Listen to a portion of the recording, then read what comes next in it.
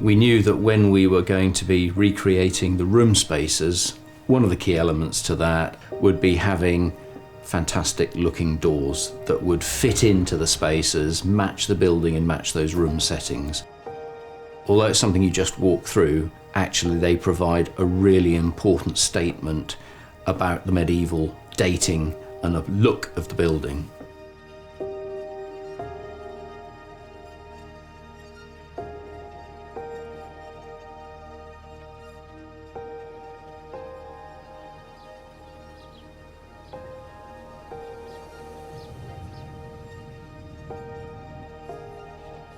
We make bespoke things for people, that's our specialism, whether that's 12th century ironwork for castle doors or whether it's gates full of forged flowers, it's the same process.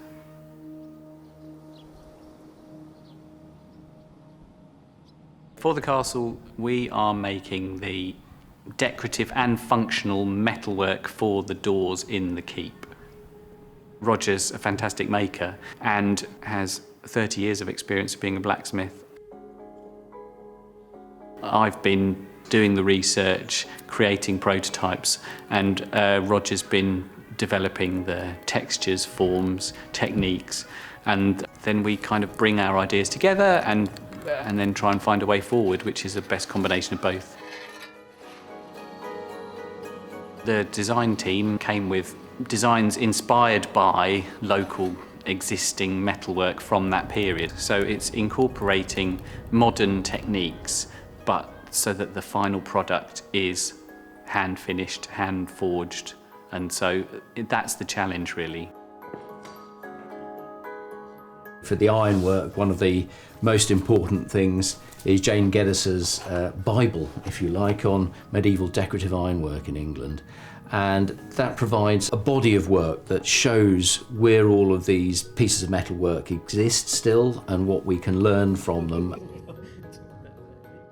We wanted to make something that our visitors could actually physically interact with and to touch.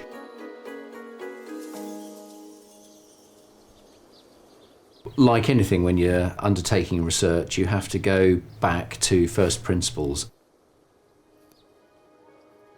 So we've been able to look at a number of the actual doors, and of course several of them are in Norfolk and in Suffolk, so we can actually go direct to the source to see what it really looked like. So we know that what we create really resembles what the originals look like. There's a lot of intricacy here. There's a lot of different weaving techniques. This seems to be made of at least two separate pieces, even though it looks like it flows all together in one piece. Yeah, I think the knots and the braiding is the bit that immediately seems challenging. We are really, really lucky in Norfolk to have a huge number of Norman churches, and it's something that we perhaps overlook. The countryside in Norfolk is absolutely studded with architecture, wall paintings. They still survive there, and it's the real thing.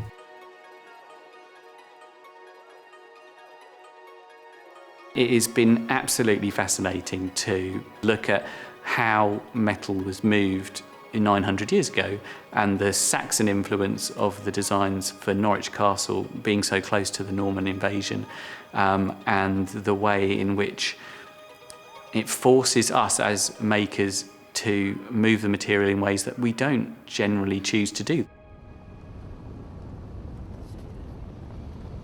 We're using a different material. So in the 12th century they had raw iron. It was incredibly expensive.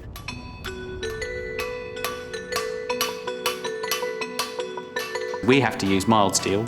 You don't make raw iron anymore, and so the material's different, so you have to treat it slightly differently. It doesn't move in the same way, but you still want it to look like the examples that you've got left from 900 years ago. Normally we would want the surface to be smooth, but actually we're adding texture into the surface so that you can see the hammer marks, so you can feel that impression of human touch on the material as opposed to smoothing it out, which is what we would maybe normally do. It's got a lot of parts on it altogether. There's so many pieces. And each of these pieces are being made individually, and then they've got to be joined together by fire welding and that to make the whole, complex middle part of the door. James and Roger are actually having to work out how to do it. Because we don't make decoration like that anymore, have become forgotten. So why would anybody know? When you think that the decorative pieces are made of components and then fire welded together, although it might be one piece, it could be made of 50 or 60 different pieces. Some of the challenges of what we've been making here, especially with a lot of the knot work we've been having to do, is how on earth it was made, how it went together. This bit here was finished yesterday. It's made of just 2 prongs of steel. It's split down the middle, and it has to weave its way through itself. And you can start off by looking at it and think, yeah, I've got that, that's how it works. But then suddenly you've got something that, oh, it's gone the wrong way. We've got to open it up again, we've got to redo it. I mean, this took nearly 7 hours to make.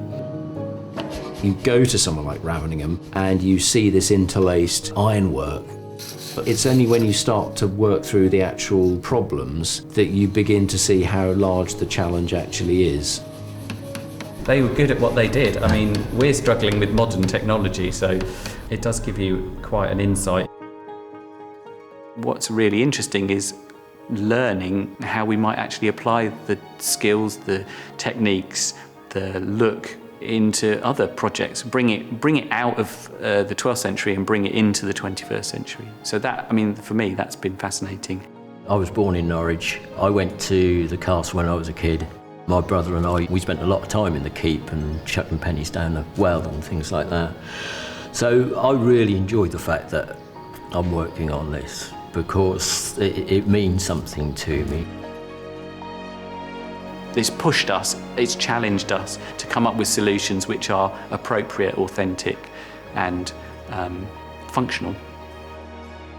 To dig up old artefacts, imagine how they were used at the time, figure out how to make them has really been a fantastic opportunity which I don't imagine comes around very often, so I'm making the most of it.